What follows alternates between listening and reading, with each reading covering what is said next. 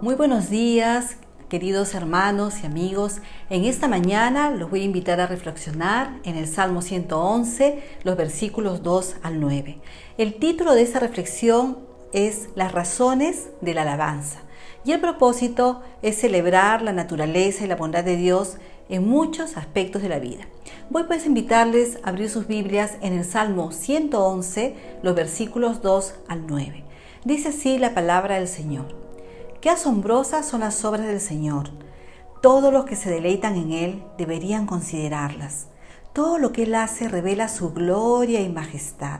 Su justicia nunca falta. Él nos hace recordar sus maravillosas obras. Cuánta gracia y misericordia tiene nuestro Señor. Da alimento a los que le temen. Siempre recuerda su pacto. Ha mostrado su gran poder a su pueblo al entregarles las tierras de otras naciones. Todo lo que hace es justo y bueno, y todos sus mandamientos son confiables. Siempre son verdaderos, para ser obedecidos fielmente con integridad.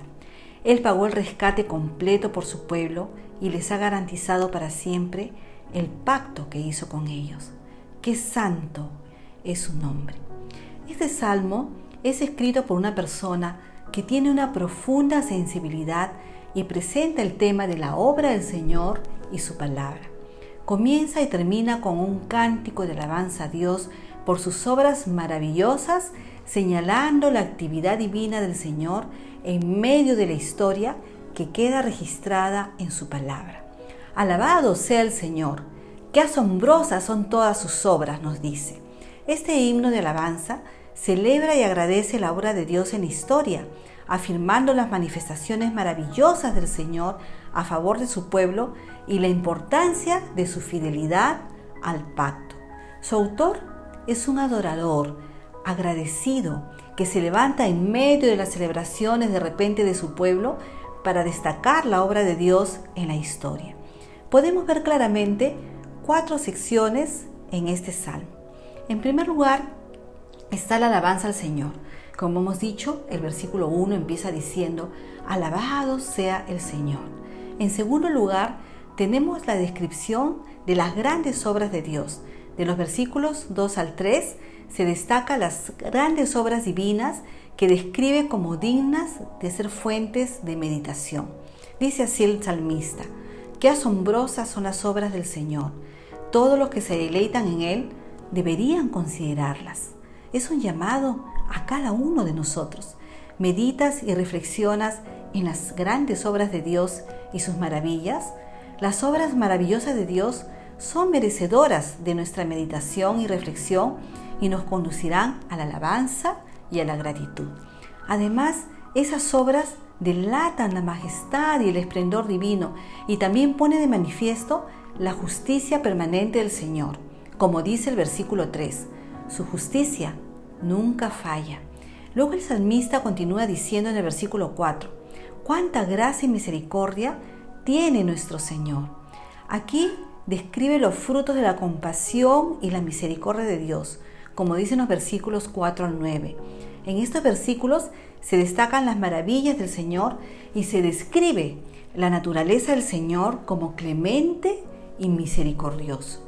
¿Cuánto podemos identificarnos con el salmista al recordar la misericordia de Dios en nuestras vidas? Él ha perdonado nuestros pecados y los ha echado, como dice su palabra, al fondo del mar. Ha alejado nuestras rebeliones como está el oriente del occidente, así alejó nuestras rebeliones. Y dice el Salmo 103 que todavía nos ha coronado de favores y misericordias. ¡Qué maravilla!, ¿verdad? Cuánto hemos experimentado la misericordia de Dios y por eso debemos alabarle. El salmista destaca también otras acciones maravillosas, como por ejemplo el alimento que provee a los que le temen. ¿Recuerdas el maná que descendió del cielo durante 40 años en el desierto? Dios alimentando a su pueblo. El versículo 5 dice así, da alimento a los que le temen. Y en afirmación de su pacto dice que recuerda que siempre cumple su pacto. No hay nada que Dios haya prometido que no haya cumplido. Él es fiel a su palabra y a todos sus pactos. Debemos tener esa confianza, que Él cumple sus promesas en nuestra vida. El salmista manifiesta además su gran poder a favor de su pueblo al darle la heredad de las naciones, aludiendo a la conquista de la tierra prometida, y afirma así su fidelidad. Como dice el versículo 6, ha mostrado su gran poder a su pueblo al entregarle la tierra de otras naciones. Y esto lo relaciona con los conceptos de verdad, justicia y rectitud. Como dice el versículo 7, todo lo que hace es justo y bueno, y todos sus mandamientos son confiables, siempre son verdaderos para ser obedecidos fielmente y con integridad. Frente a esta expresión tan grande de su poderío, misericordia y fidelidad, no nos queda más que ser agradecidos, obedientes a sus mandamientos como acabamos de leer, y vivir en integridad. Como dice el salmista en el versículo 9, ¡qué santo e impotente es su nombre! Así es nuestro Dios, y como concluye el Salmo, la gente sabia lo reconoce. Si nosotros somos sabios, vamos a reconocer ese poderío, esa grandeza, esa fidelidad de nuestro Dios. Dice así el versículo 9, el temor del Señor es la base de la verdadera sabiduría. Todos los que obedecen sus mandamientos crecerán en sabiduría.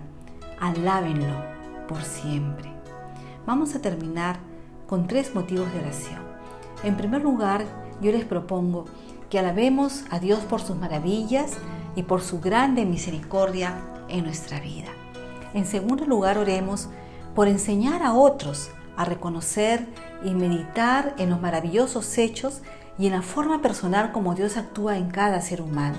Tal vez muchas personas no reconocen aún las maravillas de Dios en sus vidas, y hay que ayudarles a reconocer. Hay que ayudarles a reconocer que hay un Dios grande, maravilloso y soberano que nos cuida, nos protege y que obra en nuestra vida. Y en tercer lugar, les pido orar por todas las personas que están sufriendo en esta pandemia, la enfermedad, la escasez o el luto. Que el Señor nos bendiga.